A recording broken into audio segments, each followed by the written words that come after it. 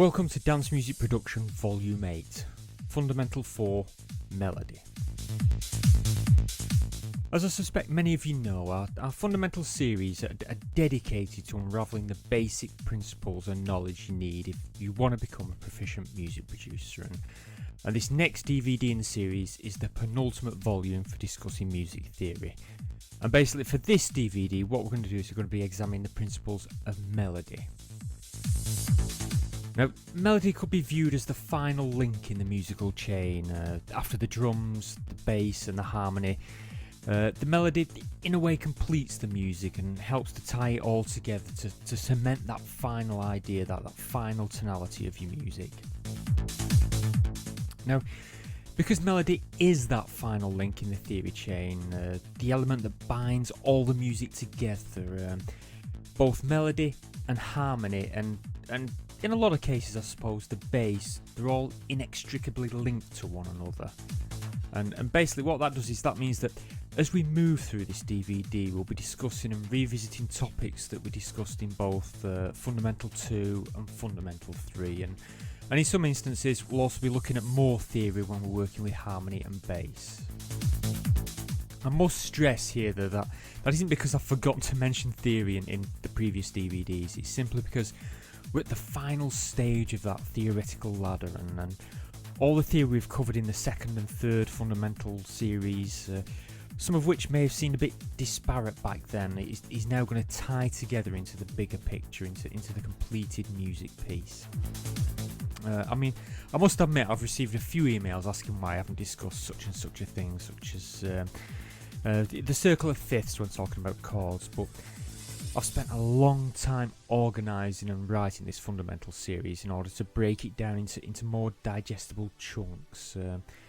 I've tried to break it down into this theory for bass, this theory for harmony, and now for this DVD, whilst we are going to concentrate on melody, we're also going to tie all the theory together so things you may feel I've missed out will be covered in this DVD.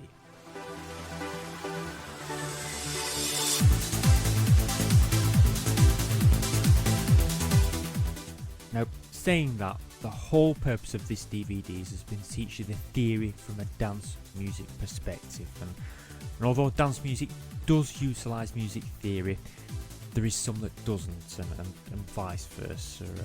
For example, metrical dissonance and ambiguity that we covered back in Fundamental 1.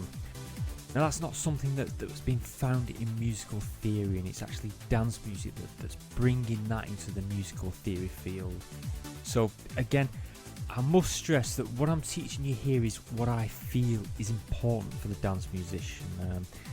There's books and books and books written on music theory, and if you want to write a classical piece of music, by all means buy those books and learn more, but if your only intention is to produce and write dance music, there's no need to go to such great lengths.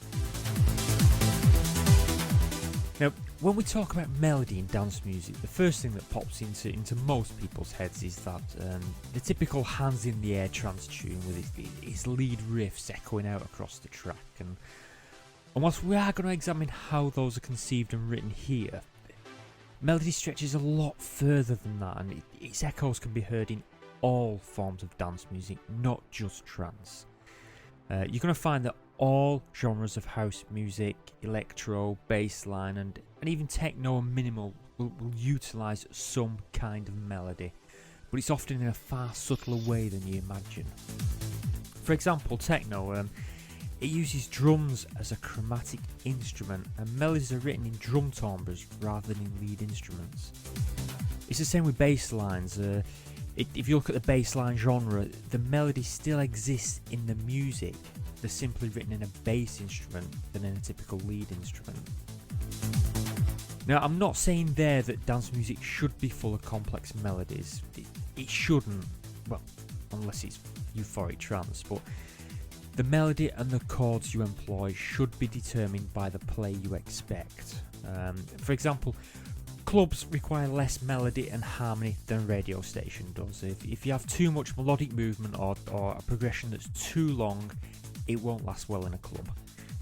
Club music relies on very simple repetition, and if you get too complex, it's not going to be played in a club. But that same approach doesn't work for radio. For that, you need to employ a more melodic stance, because the more melodic the music is, the more emotional content it can convey. So basically, any good dance track should be a very careful mix of repetition and melody. And that means basically that you have to have a good grasp of the theory behind writing melodies so you can mix them with that dance music edge. So with that in mind, we'll move on to our first session. And for this, I think what we need to do is we need to first examine one of the most important tools in music, and that's a circle of fifths.